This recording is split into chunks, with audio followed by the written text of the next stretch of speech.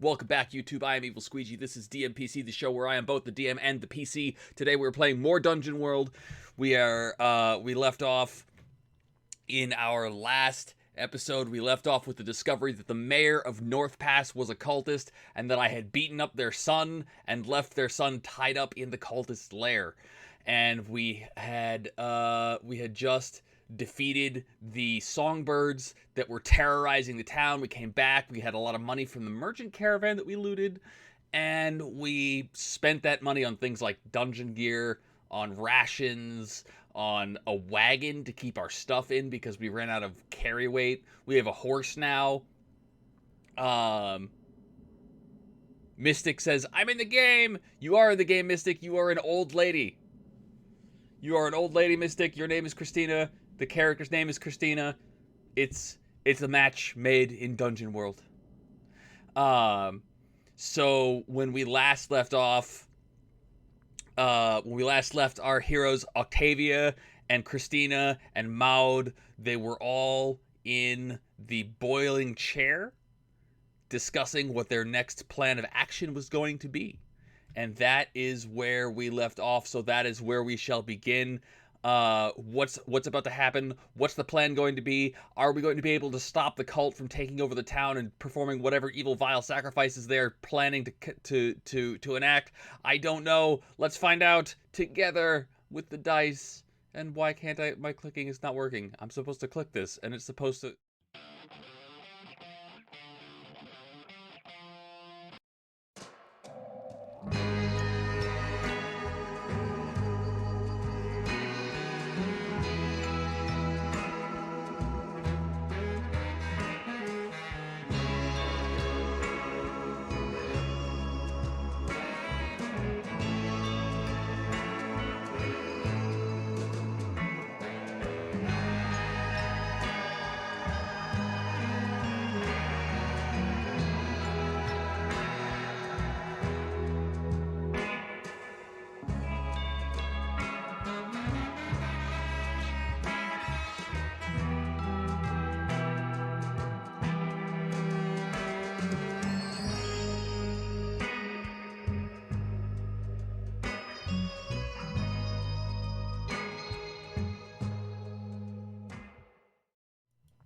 Setting the scene. There is thunder and lightning outside because the town of North Pass is caught in a perpetual storm. There are miners and other earth-covered commoners are just sitting around in the tavern, drinking their ale and eating their bowls of stew.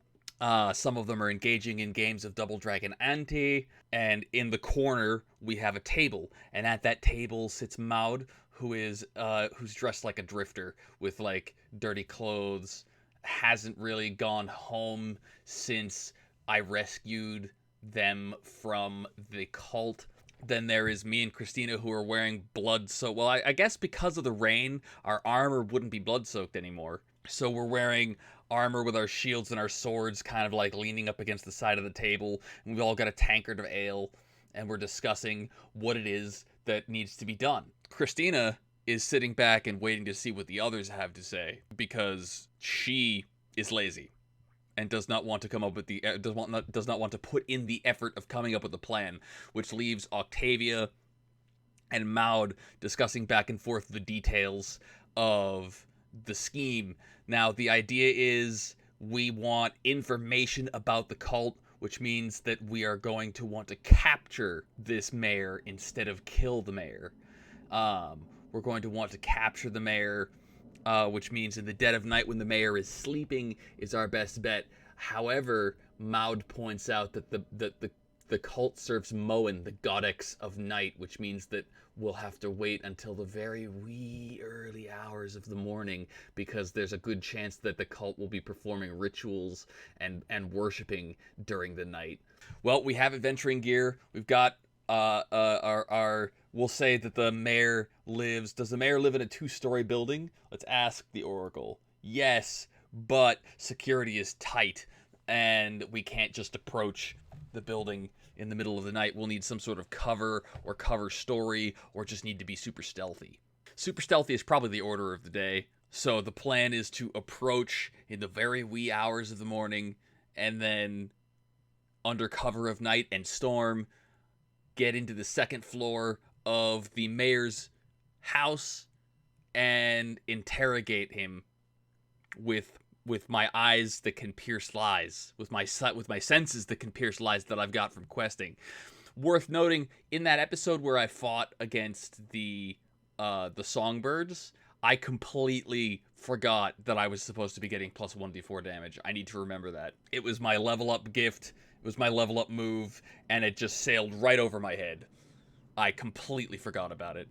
So that evening, oh yeah, there was also the memory I had of myself, burning a cult's lair to the ground. So I've contended with this cult before, and it's starting to grate on me that I've found yet another instance of this cult having infected yet another town. I feel like the world just won't stay safe for 5 minutes. And I've got plus one forward to dealing with this cult. So hopefully that will come in handy when I'm interrogating the cultists. Okay. That night, the moon is rising high behind the storm clouds, making barely a silvery sheen of light that falls on the silent village with the sound of rain pittering and pattering against the cobblestone. And the first thing that the first part of this plan is that Christina, Maud, and I are going to sneak up on the cultists, the mayor's house, and we need to be Tice is asking where in the cycle is the moon?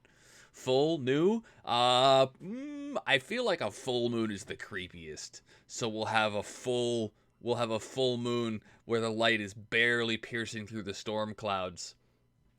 And there's a thick fog kind of like rolling across the ground in the rain.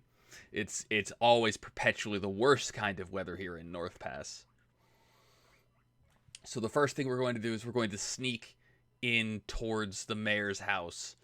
And we are going to need some unnatural dice to do that with. This is based on dexterity. This is a defy danger because there's patrols and guards and the security is tight. So we need to like time our sneaking as the patrols go back and forth. So let's see what the unnatural dice say. It is disadvantage from Tice. And with that disadvantage from Tice, we are going to roll our 2d6. This is +1. Oh, this is going very badly. It doesn't even matter that I had disadvantage because I still fail. I get to mark XP. 9 out of 9 for level 3. That means the next time I rest, I will level up. The GM gets to make a move. Separate them. In order to close the distance to the mayor's house and not get caught, Maud has to go one way, Christina has to go the other way, and I have to go dead ahead. And we each take our opportunity as we approach the building. And the way that the guards are patrolling back and forth means that we can't reconvene. We'll have to reconvene inside the building. And we don't have a map of the building, so it's going to be difficult. Which means that I am now on my own. But I have successfully reached the building. So I'm envisioning a wooden... like a wooden like Victorian style house with like 3 floors and windows at each floor, so many windows, and a porch that has pillars that are supporting an overhang on before the front door. And I kind of sheath my sword on my back. What am I doing? How am I getting into this house? I guess I'm climbing in through the front window. Through the window? The window's not going to be open because it's perpetually storming, so the window's closed. Is there a back door? Is the back door locked? Yes, and that brings our intervention to +1. If you're just tuning in and this is your first stream, when intervention hits 3, the story gets a random event interjected into the middle of whatever is going on at the time. So intervention is now +1. So the back door is locked, and there is a guard standing in front of it. So I can't get in that way. Is the window on the first floor on the side of the building open? Yes, and intervention set to 2. Yes, and what? It's not locked. It's not open, so I have to quietly open the window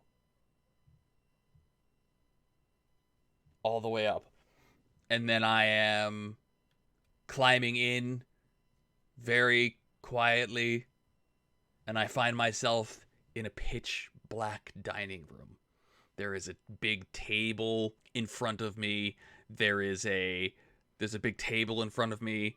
There's doors going hither and there, thither. Um, and then I'm going to gently close the window behind me, because if I have to get out in a hurry because I've been caught, then I've been caught and I can just burst out the window. But I don't want the noise from the storm to wake anybody, and I don't want anybody to notice that the window has been opened. Oh, I know what the yes and is. Yes, and I meet up with Christina once I get inside. So Christina is a little wet from the rain, and she kind of creeps up and whispers, "Okay, so what are we doing now?" And I lean in and I whisper, "We have to get ourselves to the second floor, and hopefully the mayor will be sleeping." We start the search for the stairs going up. I know there have to be stairs, but are the stairs behind a door that might be creaky to open? Yes, and that is intervention 3. Yes, and it is a very creaky door. I've just rolled 6s this whole time. So what is our intervention? Regress plot. Which plot is being regressed? I have the cult infecting North Pass, Octavia's backstory, and the cult hunting Octavia and crew. The cult hunting Octavia and crew, which means okay, so the cult hunting regressing the plot means moving away from resolution, meaning it's got to be resolution would be having escaped them, so this is them closing in, so they've gained entry, they've snuck into North Pass. Maybe they knew I was coming. That's a good idea, Tice. I like that idea. Yeah, we'll say that they knew I was coming, and so as I creak the door open, I think I listen, and I think I hear snoring. But I'm going to be walking into an ambush unless I notice ahead of time that I'm walking into an ambush. This is going to be a defy danger based on wisdom. Unnatural dice. A miss from Dio. A miss from Dio. I have no idea I'm walking into this ambush. What is the GM move? Show signs of an approaching threat.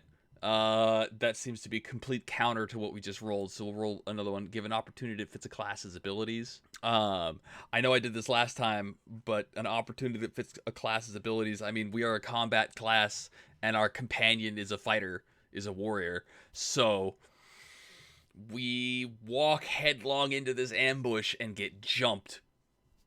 So we're creeping, and we're creeping up the stairs, and the stairs are creaking underneath the weight of our armor and our weaponry as we walk slowly up.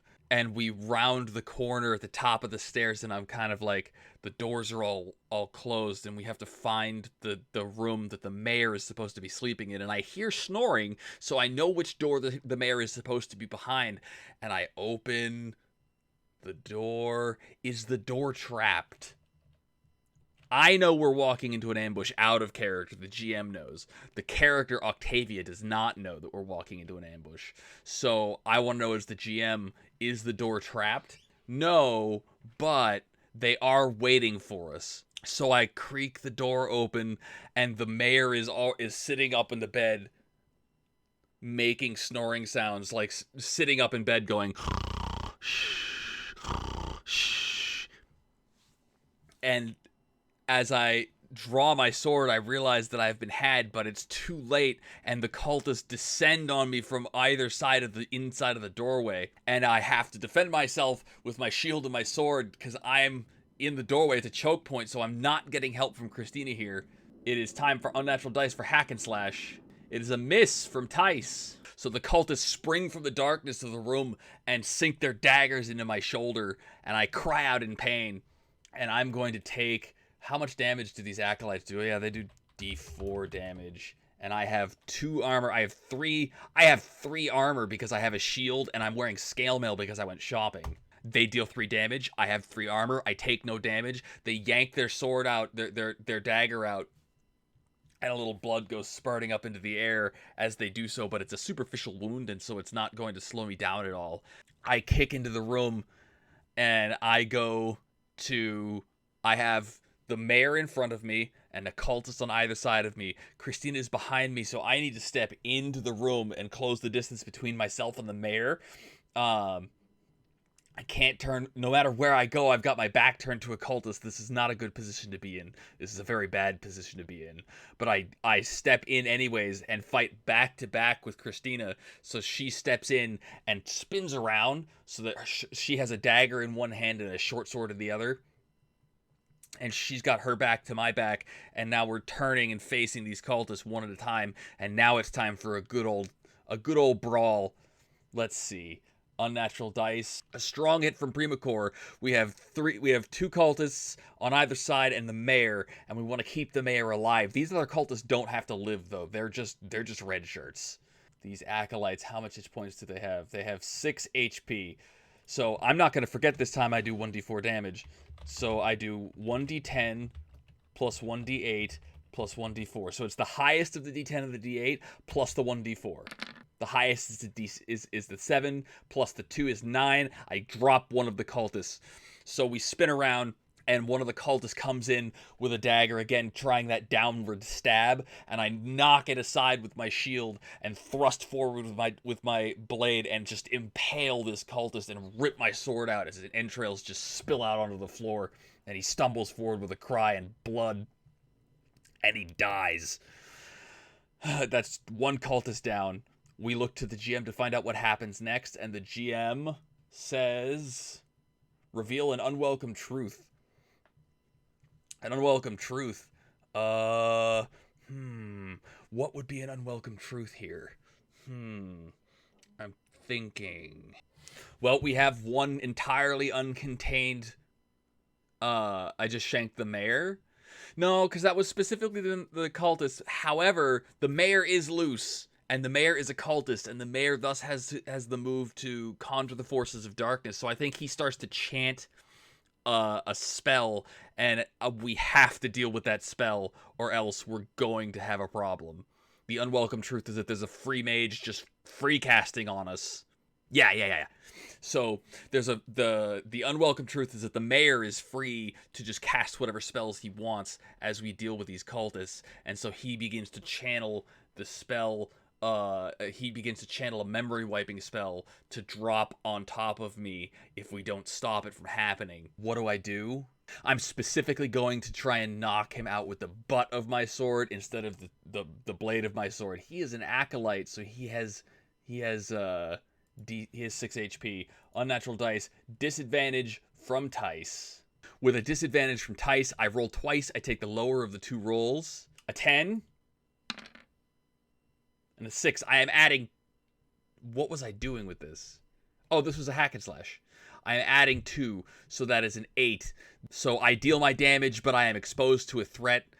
And that threat is going to be a monster move as I clock this this mayor upside the head with my blade. I'm doing damage, 1d10 plus 1d8 plus the 1d4. Wow. Completely knocked the mayor clean the heck out. Just bam! As he goes sprawling across his bed. And I interrupt his spell, but the other cultist manages to pull back into the shadows, shift his position, and then come in with another jab. And I wind up taking no damage from this because I rolled a 2 and I have 3 armor. So again, he tries to stab me, but this time I'm armored and I'm not taking damage from the cultist. So I can feel the links on my chainmail kind of catch catch the blade, and he pulls back, and I pull my sword up, and I point my sword at him, and I say, surrender, or else I will kill you. And this is a parlay. Ahem. When you have leverage on a GM character and manipulate them, which is exactly what I'm doing, roll plus charisma. Charisma is my good stat. Let's roll plus charisma. Unnatural dice. It's a miss from Tice. It doesn't matter that it's my good stat because Tice is here. On a miss, the GM makes a move. Use a monster, danger, or location move. This cultist invokes the powers of darkness and portals away. We've seen them do this before. It might even be the same cultist that is portaled away. I'll get you next time, he growls, and poof, he's gone in a tendril of blackness that erupts into thin air, and then he's just missing. This leaves us alone with the mayor. This is what we wanted, was being alone with the mayor. I kind of sheathe my... I flick the blood off my blade and sheath my weapon. And I have Christina take position guarding outside with the front door to the mayor's room, at least, because that was a lot of noise, and there were guards, so there are guards coming, right? Was that a lot of noise? Did those spells going off make a ton of noise that the guards can hear? Yes. Okay. So the thunder and lightning of the storm that's going on outside did not wind up making a ton of noise to cover us from combat. I hit him really hard, Tice. I really hit that dude hard. I rolled max damage for both me and Christina. It was a nice roll. So I'm going to take out a piece of adventuring gear and declare that I have rope. This is 4 uses left on the adventuring gear, and rope takes up 1 weight. And I'm gonna wrap the whole thing of rope around the mayor, and I'm gonna sit the mayor so that he's sitting on the floor with his back to the bed. And I am going to what am I gonna do next? We've got the mayor tied up and he's unconscious, so we have to prepare ourselves for the guards. Now there was a guard, there were 2 guards patrolling, and there was a guard with his back to the back door that we know of. So I have a couple of questions for the Oracle. 1, did all the guards hear? Yes, but not all of them come running. How many come running? The next question is, were there more guards than just the 3 that we found? Yes, and that sets intervention to 1. Yes, and there were more guards than just those 2, so there's going to be a total of, we'll call it 1d4 guards that come running. 1 guard comes running, and I think we're going to try and ambush this guard so that we don't have the... Oh yeah, these are cultists, so they would have the Invoke the Darkness move. They would be able to invoke the powers of Moen, Goddess of the Night. Okay, so we're going to try... Turnabout is fair play. We're going to try and ambush this guard as he comes up the stairs. That's going to be a Defy Danger based on Dexterity. It's a miss from Dio. Man, a couple episodes ago, we had all the dice in our favor. I knew this was going to happen. So we descend on this cultist as it comes up the stairs, and we're trying to get a drop on him, but we don't. And that means that it is a hack and slash because he can defend himself with his dagger, and it's a strong hit from Dio. There is a strong chance that we get ourselves a dead cultist here. That is a 7, which is enough, including the smite from being on a quest. So it doesn't matter that we don't get the drop on him. We managed to parry and come in with another thrust and another impalement, and another dead cultist hits the floor. And I think the other guards aren't coming running. We've determined that they're sticking to their posts. So that means that leaves us alone with the mayor. Okay, so that leaves us alone with the mayor, and I am going to tap the mayor. I'm going to tap the mayor. Wake up, honey.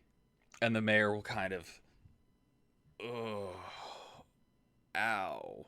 And he's tied, and he looks down and says, okay, you got me. And Maud is finally going to make their way up the stairs and join us and kind of lean against the wall of the room, and I motion to the cultist's corpse that's on the ground next to me, and I pat the hilt of my sword, and I say, unless you want to wind up like your subordinate, you're going to tell us what we want to know. And the mayor looks at the body. I want to know a little bit about this mayor before we move forward. I need to know the universal NPC emulator. Who is this mayor?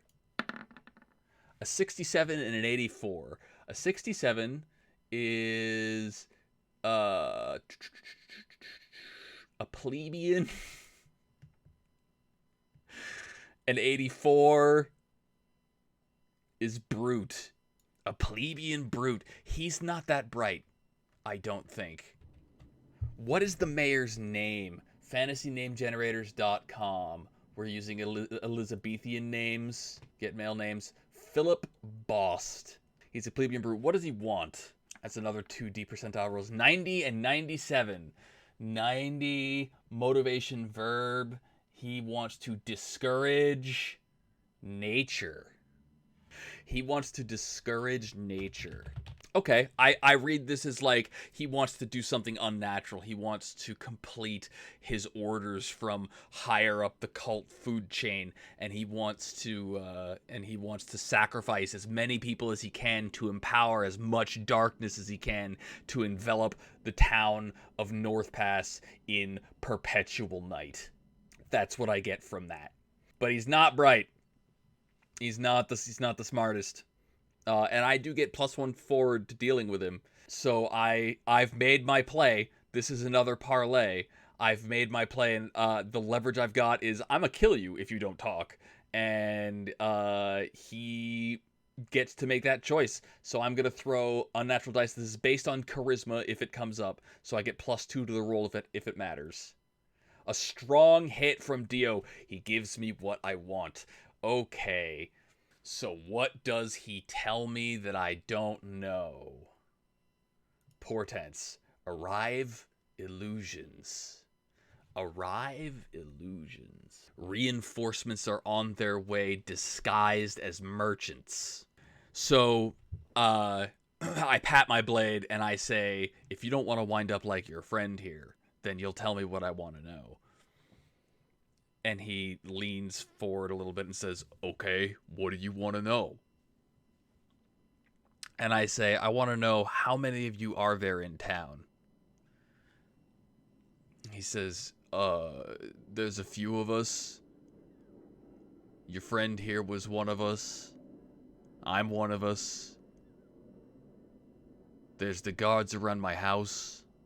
The rest of us take refuge in the caves 2 days south of here, but you already know that, don't you? I do already know that, but it's not many of you here. Well, there's more of us coming. Ever since we caught you, looks like we couldn't hold you, I guess. But ever since we caught you, we sent word up the food chain to the high priest, and the high priest said more. And so we're getting more. They're coming into town disguised as merchants. They should be here tomorrow night. Okay. What to do with him? I don't know if I can let him live, but I don't want to lie to him because I did say he could live. Well, I did say I'd kill him if he didn't talk. It technically doesn't mean I don't kill him if he does talk. But that seems a little underhanded for a good aligned paladin. I suppose we can do with him the same thing we did with the cultists in the base and just leave him tied up. Christina wants revenge. Actually, you know what? This guy is guilty of being a member of the cult. He is the mayor. There's just so many things. What to do? You know what? I think it's time for a break, so I have the chance to think. So if you are watching here live on twitch.tv/evil squeegee, stick around. We'll be right back after these messages. If you're watching this on YouTube, then tune in tomorrow for another episode of DMPC to find out what happens next. Don't forget to hit like. Don't forget to hit subscribe. Don't forget to leave a comment. Don't forget to hit the notification bell. Thank you so much for all your support. It means the world to me. We'll be right back after these messages. Don't touch that dial. Bye-bye.